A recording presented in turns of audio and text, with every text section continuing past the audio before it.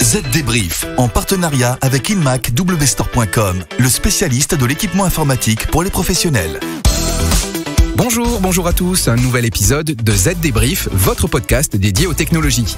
Aujourd'hui, Gaëlle est à mes côtés, bonjour. Bonjour David. Alors cette semaine, nous avons sélectionné pour vous les principales infos à retenir pour bien comprendre les enjeux métiers, politiques et sociétaux de la transformation numérique. Alors Gaëlle, quel est le programme ? Tout d'abord, on va parler d'une remontada, celle des SMS qui seront bientôt disponibles en version enrichie.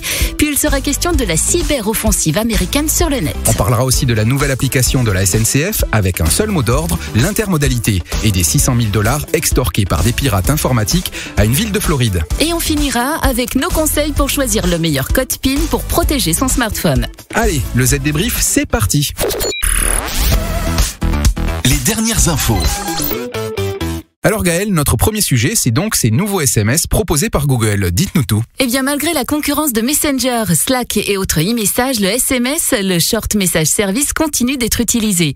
Du coup, Google annonce une mise à jour de son application Message pour tous les utilisateurs de smartphones Android en France et au Royaume-Uni. Les utilisateurs pourront donc utiliser une version enrichie de l'outil de messagerie via un nouveau protocole, RCS pour Rich Communication Services. Cette nouvelle génération de textos doit permettre d'avoir de véritables conversations de groupe ou d'envoyer des photos ou des vidéos.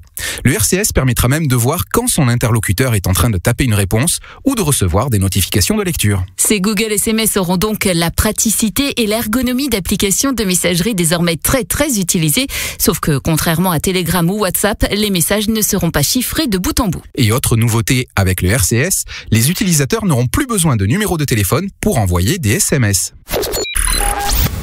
Maintenant, il est question de la réponse du berger à la bergère en quelque sorte. Suite à de multiples escarmouches, le cybercommande de l'armée américaine est passé à l'offensive en implantant des logiciels malveillants dans le réseau électrique de la Russie. Oui, l'idée c'était de lancer un avertissement. Et pas uniquement, selon le New York Times, ces opérations sont aussi destinées à permettre le déploiement de cyberattaques paralysantes en cas de conflit plus important avec la Russie. Le Congrès américain a l'an passé autorisé une activité militaire clandestine dans le cyberespace pour dissuader, protéger ou se défendre contre les attaques ou cyberactivités malveillantes contre les États-Unis. Surtout, ces opérations offensives s'inscrivent dans un contexte d'inquiétude après l'ingérence russe lors des précédentes élections présidentielles américaines. Du coup, le cybercommande estime que la Russie pourrait déclencher des coupures de courant sélectives dans des États clés lors des élections de 2020. Toute la question est de savoir désormais comment les Russes vont réagir.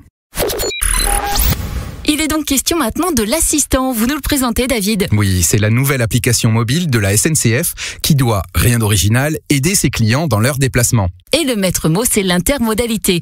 Grâce à cette appli, les clients vont pouvoir combiner des voyages en train, bien sûr, mais aussi en voiture, en mototaxi, en bus, en métro, en vélo et même par covoiturage. Oui, et l'application dépasse largement la seule fonction de renseignement. Le paiement est intégré à cette nouvelle version de l'application, tout comme la possibilité de valider son billet directement avec son smartphone grâce à la technologie NFC. Et ce, même si l'appareil est éteint. Ah, un dernier détail, et pas des moindres, cette fonction de paiement n'est pour le moment disponible que sur Android. Allez, on marque une petite pause et on revient avec cette rançon astronomique qui va être versée à des pirates par une ville de Floride. Savez-vous que le support technique des PC sous Windows 7 s'arrêtera en janvier 2020 ? Prenez une longueur d'avance et changez dès maintenant pour un PC nouvelle génération équipé de Windows 10 Pro. Plus rapide, plus léger, plus sécurisé, vous avez la garantie d'un PC vraiment plus performant. Retrouvez le PC adapté à votre activité professionnelle sur InMacWstore.com. Le chiffre marché.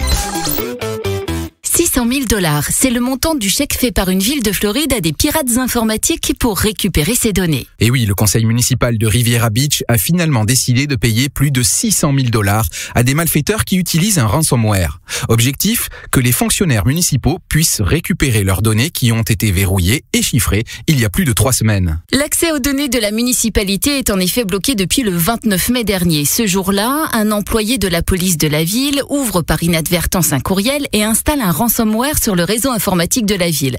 Le logiciel malveillant verrouille alors les fichiers et bloque tous les services numériques de la ville. Seuls les services de secours ont pu continuer à fonctionner, mais de façon limitée. Riviera Beach, située au nord de Palm Beach, n'est pas la seule victime des pirates. L'an dernier, une autre banlieue de Palm Beach, Palm Springs, avait également payé une demande de rançon. Elle a néanmoins quand même perdu 2 années de données. Ça peut toujours être utile. On parle des codes PIN et c'est prouvé, les utilisateurs n'ont pas beaucoup d'imagination. Et oui, de nombreuses études font état de codes PIN très faciles à deviner. Le plus enregistré, c'est 1, 2, 3, 4, suivi de 4 x 1, ou 4 x 0, ou encore 1, 2, 1, 2. Et la tendance s'est aggravée avec la biométrie parce que les gens utilisent désormais le code PIN de moins en moins souvent. Et donc ont peur de l'oublier, et donc utilisent des codes PIN simplissimes. Conclusion, il est peut-être temps pour iOS et Android de forcer les gens à utiliser des codes PIN plus forts. Si vous utilisez l'un des codes PIN cités précédemment, changez-le. Voilà, le Z Débrief, c'est terminé pour cette semaine. Et si vous voulez en savoir plus, rien de plus simple, rendez-vous sur votre site zdnet.fr à la rubrique pratique. Nous, on se retrouve la semaine prochaine pour un nouveau numéro du Z Débrief. À la semaine prochaine. Z Débrief, en partenariat avec InMac WStore.com, le spécialiste de l'équipement informatique pour les professionnels.